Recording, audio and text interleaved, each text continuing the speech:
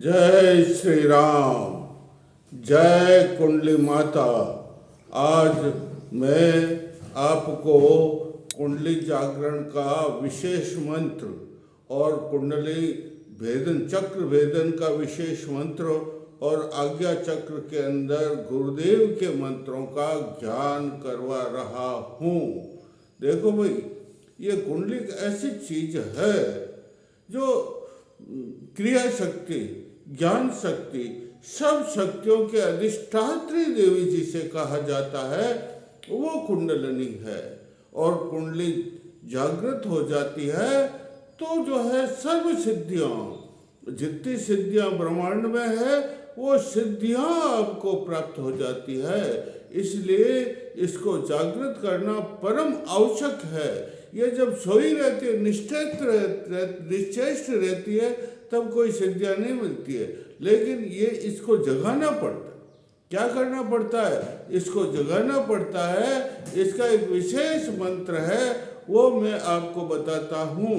देखो, ओम रम राम रीम रोम RAM ROM रम रह जगतमात सिंध कुंडलिनी सिद्धिम देई देई स्वयं बोलिंग आश्रते कोटि बुद्धि प्रभाए कोटि विद्युत प्रभाए सिद्धिम देहि देहि स्वाहा।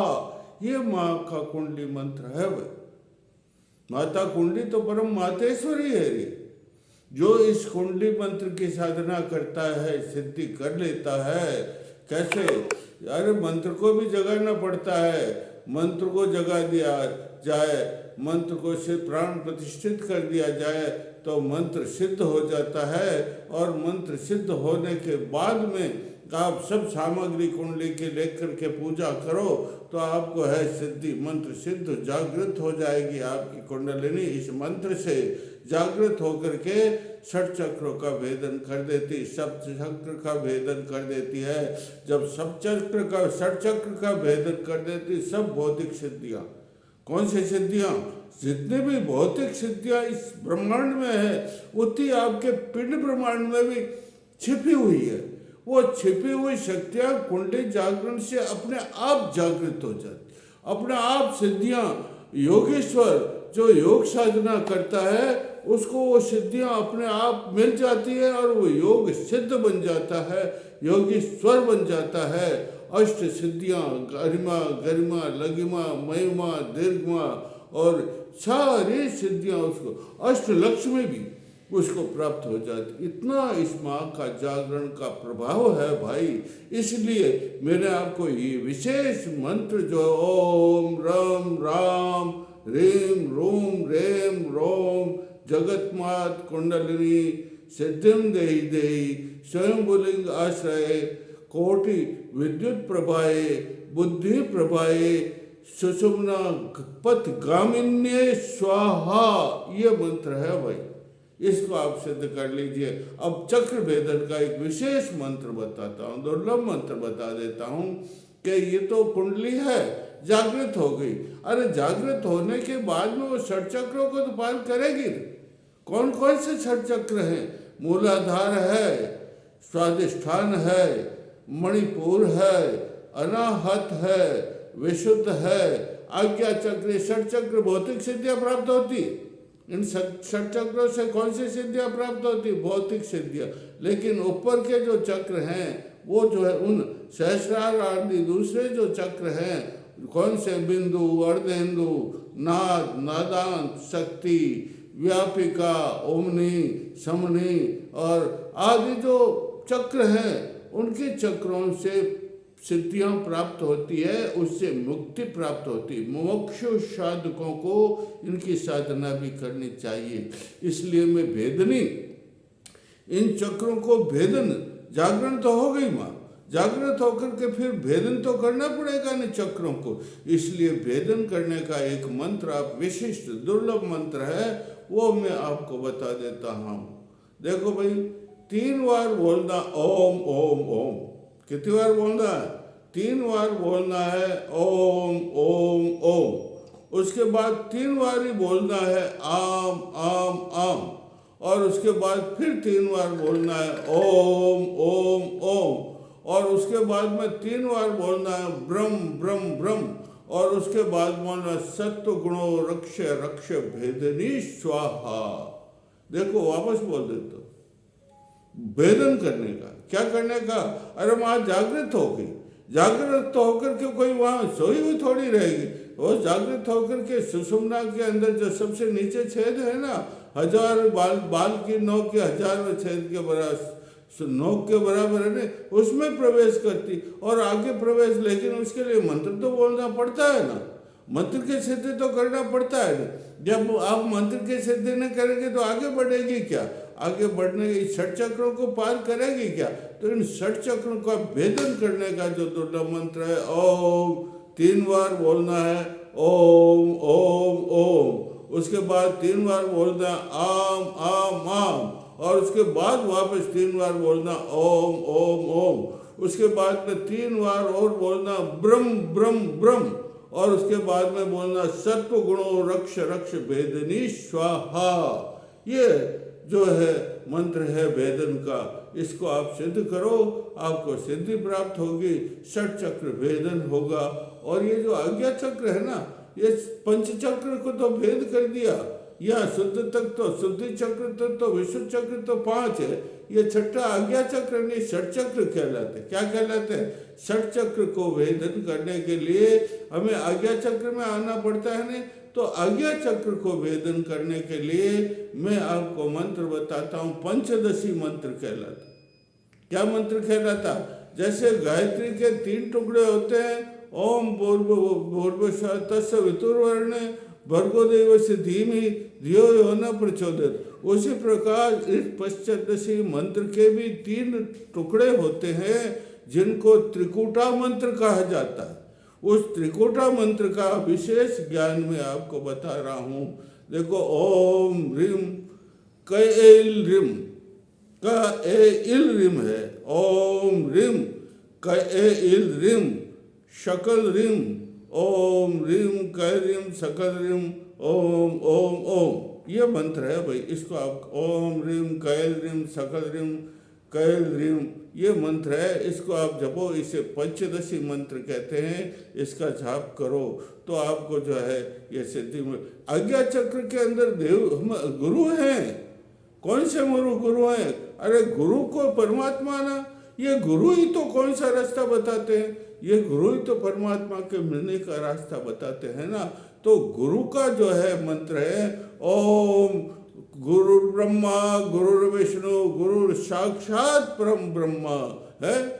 गुरु दोनों खड़े काके गुरु गोविंदो खड़े काके लागू पाए, बलिहारी गुरु आपने गोविंदियो बताए। तो इसका मंत्र है गुरुदेव नमः। आज्ञा चक्र का यह मंत्र है गुरुदेव नमः, गुरुदेव नमः।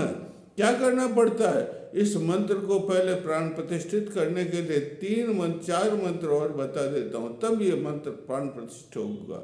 रिम विष्णुवे जलावे, रिम विष्णु पृथ्व्याधिपत्ये निवृत्ति कलात्मने होम पट स्वा, रिम वैष्णवे जलाधिपति प्रतिष्ठा कलात्मने होम पट स्वा, ओम रुम रुद्राय तेजाधिपति अग्नि का तत्व पट स्वा, ओम रेम शिवाय ईश्वराय, और है वायु चक्रे शांति कलात्मते शांति कलात्म होम, और उसके बाद में ओम रेम ईश्वराय सदा शिवाय शांति तीर्थ कलात्म हुपट सा।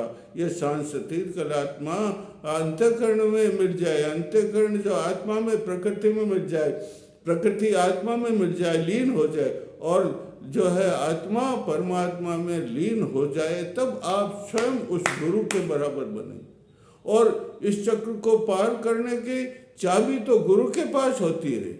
जब आपको चाबी ताला लगा हुआ है और जब तक ताला खुलेगा नहीं तब तक जो है आज्ञा चक्र पर आप पहुंचेंगे क्या?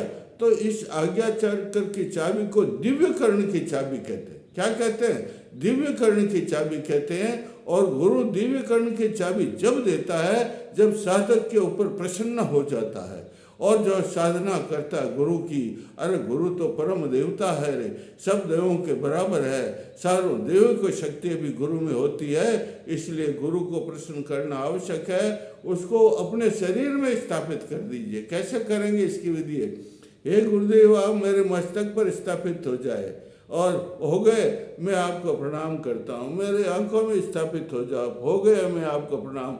मेरे कपोलों में स्थापित हो जाओ, मेरे दंत और पंक्तियों में स्थापित हो जाओ, मेरे होठों में स्थापित हो गए मैं आपको प्रणाम करता हूँ। मेरी ठोड़ी में, मेरे कंधों में, मणि कपूरिका में, मणिपुर में, और इसमें अंगुलियाँ नखों में आप स्थापित हो जाए। मैं आपको प्रणाम साक्षात कोटि कोटि प्रणाम करता हूँ। मेरे नीचे के सब अंगों में, छाती, पीठ, रीढ़ की हड्डी, हृदय, लीवर और किडनी, आमाशय, अग्नाशय, पक्वाशय, ये जंगे, ये घोड़े, पिंडली और पांव, नख, नकार में आप स्थापित हो जाओ। गुरुदेव आप स्थापित हो गए, मैं आपको कोटि कोटि प्रणाम करता हूँ। इस प्रकार के मंत्रों को बोलने से, भावना करने से जो है गुरुदेव प्रसन्न हो जाते हैं और आपके शरीर में स्थापित हो जाते हैं।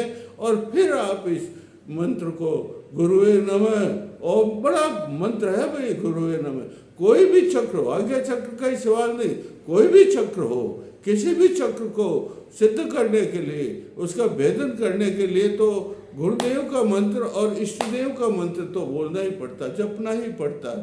पहले आप थाली चला लीजिए, गुरु का फोटो लगा दीजिए, और गुरु का फोटो लगा करके ओम गुरुवे नमः, मैं आपको गंधम पुष्प, मैं आपका आह्वान समर्पयामि, पाद्यम अर्घ्यम समर्पयामि, और स्नानम समर्पयामि, पंचामृतम समर्पयामि, मधु समर्पयामि, वस्त्रम समर्पयामि, अलंकार समर्पयामि, और गंध पुष्प धूप दीप नैवेद्य आदि समर्पयामि, मैं आपको समर्पित करता हूँ।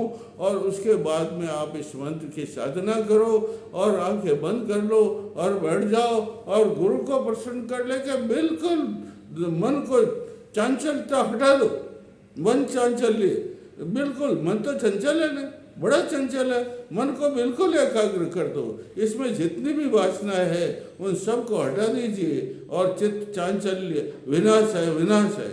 मंत्र बोलो, क्या बोलो, ओम चितात्मका चित्त शक्ति आराध्यामि, चित्त चांचल्य विनाशाय विनाशाय द्रवय द्रवय स्वाहा। इससे आपका जो है मन बिल्कुल एकाग्र हो जाएगा, और गुरुदेव की जो आराधना करोगे, मंत्र आपका विद्युत तरंगे निकलेगी आपके मुखार से, और विद्युत तरंगे आपके गुरु बोले कितने ही दूर हो वो जाएगी, उनसे टकरा करके आएगी, और गुरु के पास में जितनी भी सिद्धियां हैं वो सिद्धियां आपके शरीर में प्रवेश कर जाएगी, और आप स्वयं सिद्ध योगीश्वर बन जाएंगे।